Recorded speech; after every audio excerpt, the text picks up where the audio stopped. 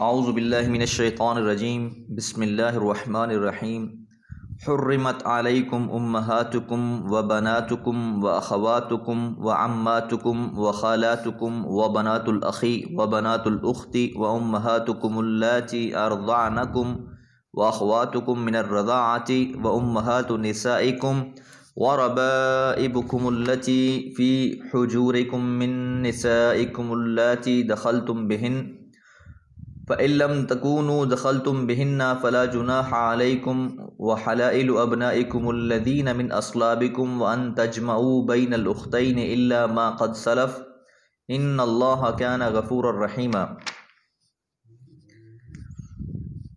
سورۃ النساء آیت نمبر 23۔ جن عورتوں سے نکاح حرام ہے اس کی تفصیل پیچھے بیان ہوئی کہ باپ کی منکوحہ سے نکاح جائز نہیں ہے۔ اب اس آیت میں تفصیل کے ساتھ حرمت والے رشتوں کا تذکرہ کیا جا رہا ہے۔ حرمت حرام کر دی گئی، علیکم تم پر، امہاتکم تمہاری مائیں، اور ماں کے حکم میں نانی اور دادی، اور اوپر پردادی پرنانی سب شامل ہیں۔ وبناتکم اور تمہاری بیٹیاں، اور بیٹی کے حکم میں پوتی اور نواسی بھی آ جاتی ہیں۔ واخواتکم اور تمہاری بہنیں بھی، اور بہنوں کی چاروں اقسام، یعنی وہ بہن جن کا ماں باپ دونوں کا ایک ہو، دوسری وہ جن کا والد ایک ہو، تیسری وہ بہن جن کی ماں ایک ہو، اور چوتھی وہ جو رضاعت میں شامل ہوئی ہو۔ ہر قسم کی بہن حرمت والی ہے۔ وعماتکم اور پھپھی، اس میں دادی کی بہن اور نانی کی بہن بھی داخل ہو جاتی ہیں۔ وخالاتکم اور تمہاری خالہ، یہ لفظ ماں، نانی اور دادی سب کی بہنوں کو بھی شامل ہوگا۔ وبنات الاخی اور بھائی کی بیٹی یعنی بھتیجی، وبنات الاختی اور بہن کی بیٹی بھانجی، ان کے لیے بھی سب کے لیے حرمت قائم ہو جائے گی۔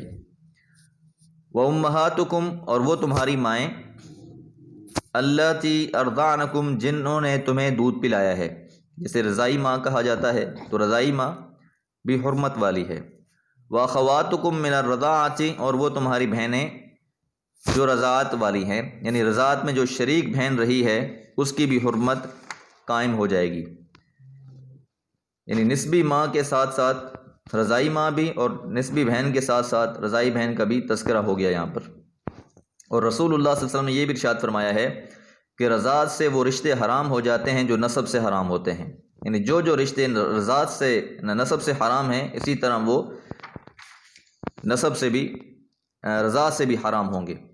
وامہات نسائکم اور مائیں تمہاری عورتوں کی یعنی ساس۔ وربائبکم اللاتی فی حجورکم، ربائب لفظ ربیبہ کی جمع ہے، یعنی بیوی کی دوسرے خاوند سے جو لڑکی ہو وہ بھی حرام ہے، بشرطیہ وہ اپنی بیوی سے جماع کر چکا ہو۔ اگر قبل از جماع طلاق دے دے تو عورت کی لڑکی سے نکاح جائز ہوگا۔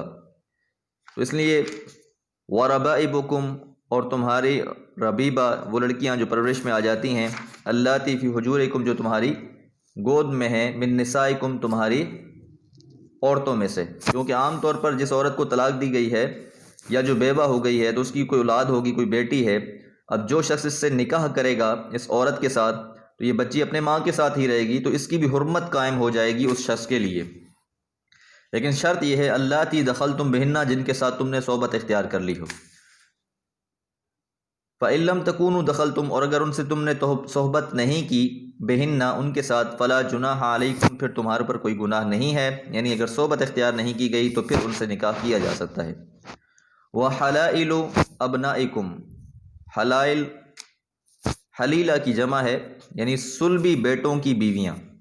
حلائل ابنائکم تمہارے بیٹوں کی بیویاں، الذین من اصلابکم جو تمہارے ہی نسب سے ہیں، تمہاری ہی صلب سے ہیں، یعنی حقیقی بیٹے، منہ بولے بیٹے نہیں، حقیقی بیٹے کی بیوی یعنی جسے ہم بہو کہتے ہیں، اس کی بھی حرمت قائم ہے۔